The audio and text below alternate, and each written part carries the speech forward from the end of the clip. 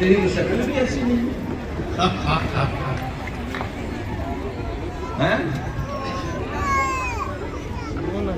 कल बहुत लगा थे। अरे क्या इनकी एक टीचर यहाँ बैठी है जिन्होंने चौथी क्लास में से पढ़ाया था और वो यहाँ बैठी हुई है, बहुत बढ़िया। क्या नाम है मैडम का? अलका जैन जी। इतने पुरस्कार मिले। गोविंद राठी ने कहा मैंने इतनी इज्जत कमाई है कि मैं अमेरिका तक कविता पढ़ने गया हूँ। बात तभी बोला भाई साहब इज्जत तो मैंने कमाई। इतनी इज्जत है कि मोहल्ले में किसी बच्चे को रॉकेट छोड़ना होता है तो मुझे आके पूछता है बोतल है भाई साहब। ये इज्जत।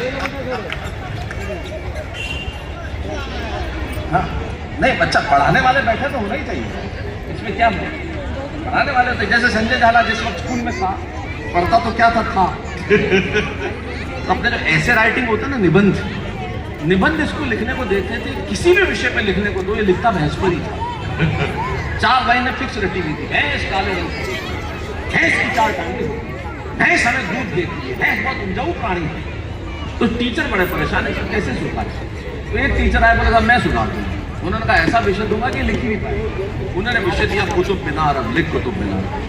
अब इसने कुतुब मीनार पे लिखना शुरू किया। कुतुब मीनार दिल्ली में, कुतुब मीनार कुतुबुद्दीन ऐबक ने बनवाया। कुतुब मीनार के सामने एक तबेला है, तबेले में एक भैंस है, भैंस काले रंग।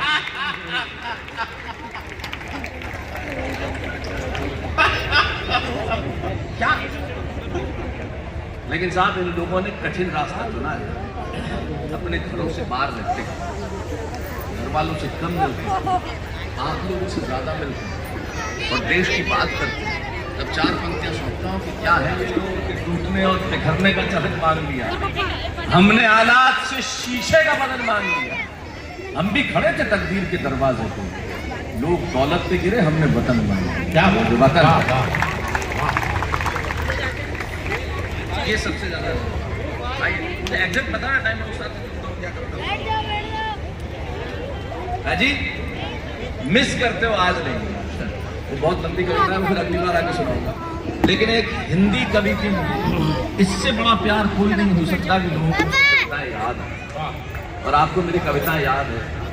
पीछे कोई आया था कि माँ सुना दीजिए, ये सुना दीजिए। मैं आपको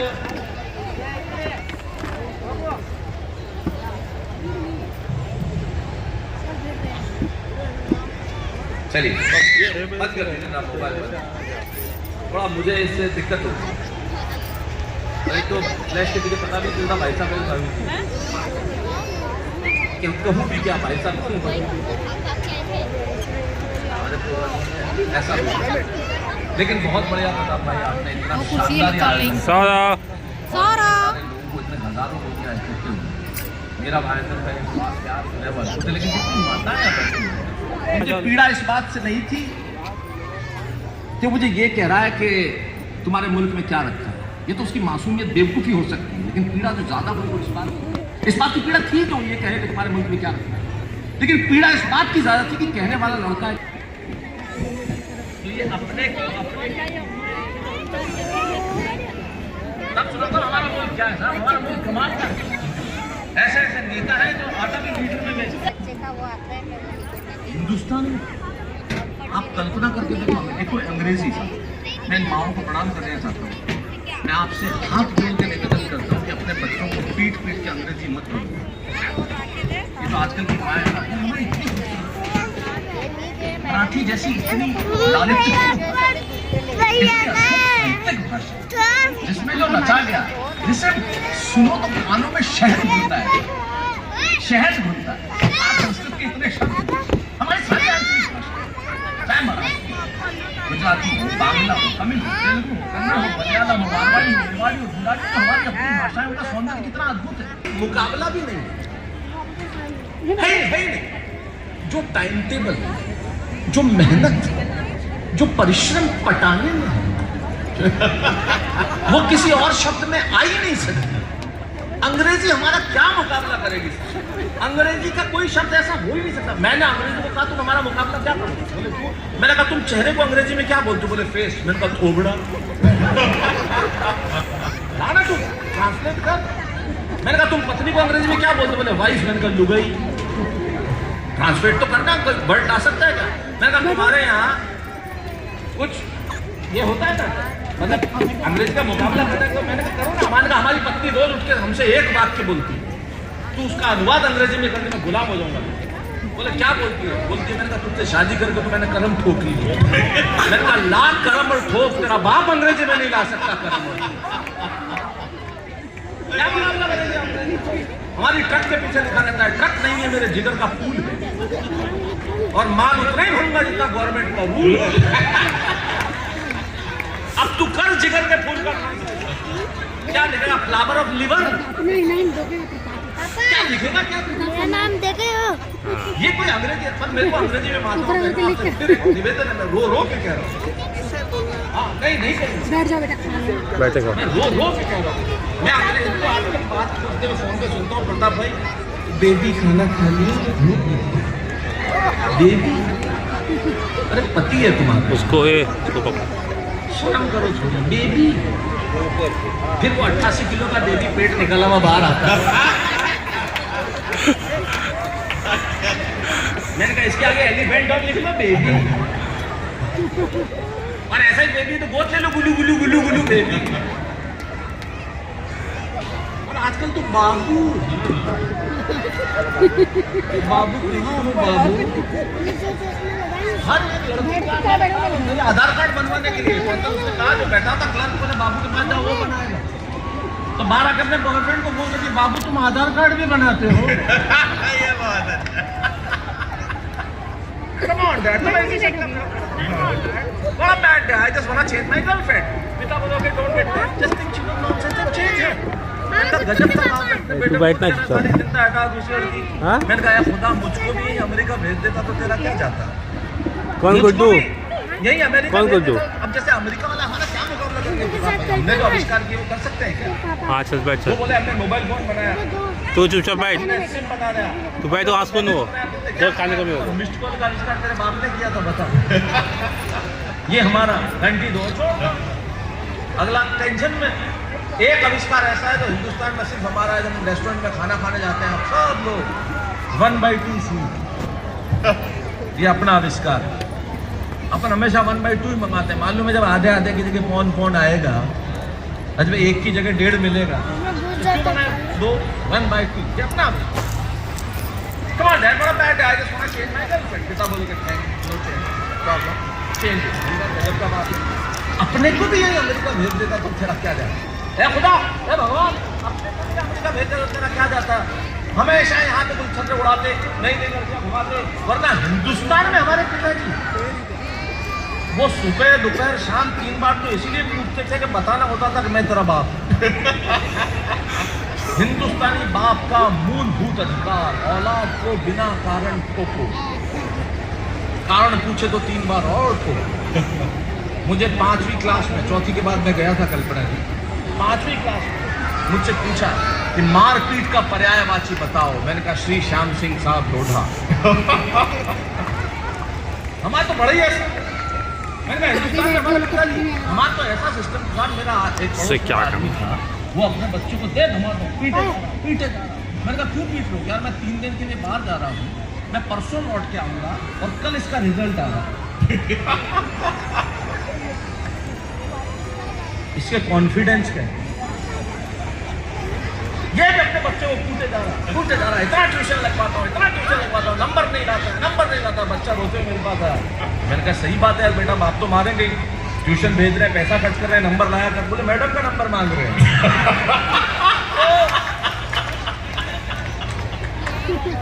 क्या बात है में हमारे पिताजी, वो सुबह लेकर शाम बताना होता है मैं तेरा बाप। मैं खुदा मुझको भी अमेरिका भेज देता तो कितना मजा आता।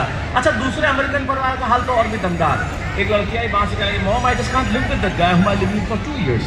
मैंने तुरंत अनुवाद किया। मैंने कहा कह रही है कि मैं उसके साथ से नहीं 2 साल, अब उसके साथ नहीं रहूंगी 2 साल, अब तो उसके साथ नहीं रहूंगी, उसके साथ 2 साल से रह रही थी अकेली, न कोई दोस्त न कोई सहेली।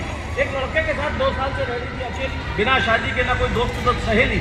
अपने यहाँ तो पिक्चर में ऐसे डायलॉग आ जाए तो लाइट चली जाती। हम इनसे कितना पीछे हैं, अमेरिका से कितना नीचे हैं। मुझे भी अमेरिका आ जाना चाहिए और यहाँ के मजे उठाना चाहिए। अब वो बात शुरू करता हूँ जिसके लिए मैंने चित्र बुने। अब वो बात शुरू करता हूँ जिसके लिए सारे चित्र मैंने बुने कि क्या है मेरे पास। दुनिया में किसी के पास नहीं है साहब, जो मेरे पास है, आपके पास है, हम सबके पास है। और आखिरी पंक्ति में दावा है मेरा, आपको अपनी कुर्सियों से नहीं खड़ा कर दिया तो भूल जाइए प्रताप भाई ने शैलेश लोढ़ा को यहाँ बुलाया था। मैंने मार देगा मुंह बोलूंगा तस्वीर है ना, तो नहीं सुनेगा बात तो। सबको लेके आई हूँ। मुझे भी अमेरिका आ जाना चाहिए। हम अमेरिका से कितना नीचे हैं, कितना पीछे हैं। ये आइडिया मैंने अमेरिका में रहने वाले एक बुजुर्ग जोड़े को सुनाया। ये आइडिया मैंने अमेरिका में रहने वाले एक बुजुर्ग जोड़े को सुनाया तो बहुत धीरे से उन्होंने मेरा कंधा थपथपाया और कहने लगे, बेटा ये बातें, ये रोशनी, ये चमक, ये दमक लगती बहुत सच्ची है, लगती भी खूब अच्छी है। अरे तुम्हें क्या मालूम, ऊपर से हम हंसते भीतर कितना रोते हैं, इन आंखों से आंसू रिश्ते हैं। तुम्हारे मुल्क में और कुछ नहीं होगा पर वहां सच्चे रिश्ते हैं। वाह वाह वाह। तुम्हारे मुल्क में और कुछ नहीं होगा, ये मेरा मुल्क है साहब।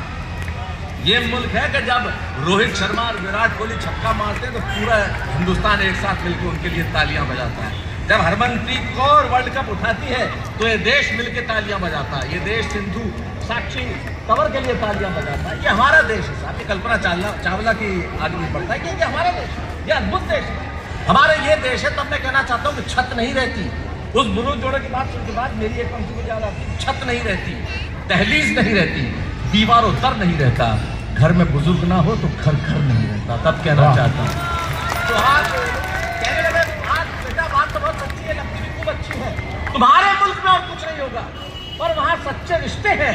और मुझे जो तर्क दिए वो सुनना, आखिरी पंक्तियों की ओर बढ़ रहा हूँ। तुम्हारे मुल्क में और कुछ नहीं होगा पर वहां सच्चे रिश्ते हैं। अरे तुम्हारे वहां अगर बेटा शाम तक घर नहीं लौटे तो पिता को खाना नहीं भाता। और इतनी तमीज तो है कि छोटा छिप जाएगा लेकिन बड़े के सामने सिगरेट नहीं पीता। वाह वाह वाह वाह वाह वाह। इतनी तमीज तो है कि छोटा छिप जाएगा पर बड़े के सामने सिगरेट नहीं पी पाता। अब क्या करो साहब, तमीज भी क्या रखो। ये आजकल के बच्चे पांव भी ऐसे छूते हैं यूं, मतलब घुटनों से भी ऊपर, नीचे तक भी छूते नहीं तब में। लेकिन हमारे यहाँ तो ये अपने पिताजी के पांव छू रहा था, बीड़ी का बंडल गिर गया जेब में।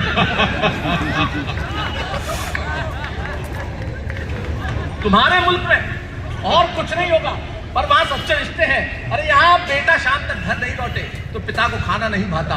और इतनी तमीज तो है कि छोटा छिप जाएगा लेकिन बड़े के सामने सिगरेट नहीं पी पाता। और बहन जब विदा होती है ना तो आंखों में आंसू सच्चे होते हैं। बहन जब विदा होती है ना तो आंखों में आंसू सच्चे होते हैं। और घर घर में पांव छूने वाले छोटे बच्चे होते हैं। दोस्तों, आप दुनिया भर में घूमे होंगे साहब। मैं एक कवि होने के नाते इस दुनिया में, ग्लोब पे 203 देश है लगभग, तब भाई 203 देश। एक कवि होने के नाते सिर्फ एक कॉन्टिनेंट ऐसा है जहां मैंने परफॉर्म नहीं किया, बाकी दुनिया के हर कॉन्टिनेंट में जाके परफॉर्म किया। और इतने सारे देशों में घूमा और इतने सारे देशों में आप भी घूमे और आप निश्चित घूमे होंगे सारे लोग। इतने सारे देशों में घूमने के बाद एक बात दावे के साथ कह सकता हूँ, पूरी दुनिया के ग्लोब पे होंगे साहब 203 देश, लेकिन सिर्फ एक मुल्क ऐसा है जहां बच्चे माँ बाप के पाँव छूते हैं। वो मुल्क हिंदुस्तान है, दूसरा कोई देश नहीं। वाह वाह। इसलिए इस परंपरा को बचा के रखना। बच्चे जब पांव छुए तो रोको मत, छूने दो उन्हें पता चले कि इस बाप के पांव में कितने छाले हैं जिसकी वजह से तुम यहां तक आए हो। उन्हें पता चलना चाहिए। उन बच्चों को अपने दादा नाना के पास बैठा हो, आजोबा के पास बैठे वो बात करें, क्योंकि दादा की जिंदगी, एक पोते की जिंदगी का प्रथम मित्र दादा होता है और दादा की जिंदगी का अंतिम मित्र पोता होता है। क्या बात। बहन जब विदा होती है तो आंखों में आंसू सच्चे होते हैं। घर में पांव छूने वाले छोटे बच्चे होते हैं। ये बात सुन के मैं सोच लगा कि बात में तो दोस्त दम है, हम तो सिर्फ हम हैं। अरे क्या नहीं है मेरे मुल्क में, आंखों में धुआं है, चेहरों पे गुबार है, दिल्ली में एक सरकार है, जेब में कुछ पैसा उधार है, न चमक है, न दमक है, न रोशनी है, न बिल्डिंग है, न कार है। मैंने कविता नहीं लिखी, आखिरी पंक्ति सौंप रहा हूँ साहब, और दावा करता हूँ साहब, और वादा भी करता हूँ आपसे, अगर आपकी शिराओं में हिंदुस्तान अगर रक्त बन के दौड़ता होगा ना तो आप मुझे बताएंगे कि मेरे मुल्क के पास क्या है जो दुनिया में किसी के पास नहीं है। मैंने कुछ नहीं लिखा, मैंने ऐसा कुछ नहीं लिखा जो आप नहीं जानते, मैं नहीं जानता। मैंने अविदा में लिखा, अविदा मतलब जैसा लिखा वैसा लिखा। मैंने ऐसा कुछ नहीं लिखा कि ये वो मुल्क है जहाँ सबसे पहले सूरज उगा करता है। मैंने ये नहीं लिखा कि कश्मीर की क्यारी में शोणित उगता है, क्योंकि हम जानते हैं मैंने ये नहीं लिखा कि छत्रपति शिवाजी महाराज के स्वाभिमान का देश है, क्योंकि हम ये जानते हैं। मैंने ये नहीं लिखा कि भगत सिंह यहाँ पे फांसी का फंदा चूम लेते हैं, क्योंकि हम ये जानते हैं। मैंने ये नहीं लिखा कि चंद्रशेखर आजाद अपने मौके को चूम लेते हैं लेकिन ब्रिटिश के हाथ नहीं आते, क्योंकि हम ये जानते हैं। मैंने ये नहीं लिखा कि यहाँ पे गुरु अपने बच्चों को दीवार में चिरवा देते हैं, क्योंकि वे जानते हैं। लेकिन ये सब जानते हैं, लेकिन किस वजह से होता है इस मुल्क में, ये वो एक पंक्ति में सौंपता हूं। और इस एक पंक्ति में आज के कार्यक्रम के इस उत्सव में जो प्रताप सरनाइक जी ने जो संस्कृति का उत्सव कराया है, इस मंच से आखिरी बात कहना चाहता हूँ, क्योंकि बहुत जरूरी बात इसलिए कहना चाहता हूँ कि मेरे मुल्क के पास क्या है जो दुनिया के पास नहीं है। मत भागिए ना पश्चिम की ओर, आप उस संस्कृति में क्या मिल जाएगा। क्योंकि मैं ये कहता हूँ कि आदमी अपनी संस्कृति से इतना जल्दी क्यों उब जाता है। पश्चिम की तरफ मत भागिए, वहां जाके सूरज भी डूब जाता है। वाह, तब लिखता हूं बात में दोस्त दम है, हम तो सिर्फ हम हैं। अरे क्या आखिरी पंक्ति दे रहा हूं, बात में दोस्त हम हैं, हम तो सिर्फ हम हैं। क्या नहीं है मेरे मुल्क में, आंखों में धुआं और चेहरों में गुबार है, दिल्ली में एक सरकार है, जेब में कुछ पैसा उधार है, न चमक है दुनिया भर में। साहब तराजू के 2 पलड़े लीजिए और तराजू के एक पलड़े में दुनिया भर का धन, वैभव, यश, संपदा, कीर्ति, सोना सब कुछ रख दीजिए, और तराजू के दूसरे पलड़े में रखा वो शब्द जो आपके घर आंगन में पलता है, जो आपकी शिराओं में पलता है, जो आपकी थमनियों में दौड़ता है, जो आपके बच्चों की आंखों में चमकता है, जो बहन के हाथों में राखी के धागे में बनता है, जो होली के रंगों में होता है, जो दिवाली के पटाखों के अंदर है, जो दिवाली के दीपक में है, जो पूजन में है, जो आरती में है, जो घंटियों के स्वर में है, जो नाद में है, जो गाय माता में है, जो किसान के हल में है, जो उगते हुए अनाज में है, वो शब्द सौंपता हूं आपको कि मेरे पास क्या है। बात में दोस्त दम है, हम तो सिर्फ हम हैं। अरे क्या नहीं है मेरे मुल्क में, भले ही आंखों में धुआं और चेहरों में गुबार है, दिल्ली में सरकार है, जेब में कुछ पैसा उधार है, न रोशनी है, न चमक है, न तमक है, न कार है, पर मेरे देश में संस्कार है। वाह वाह वाह।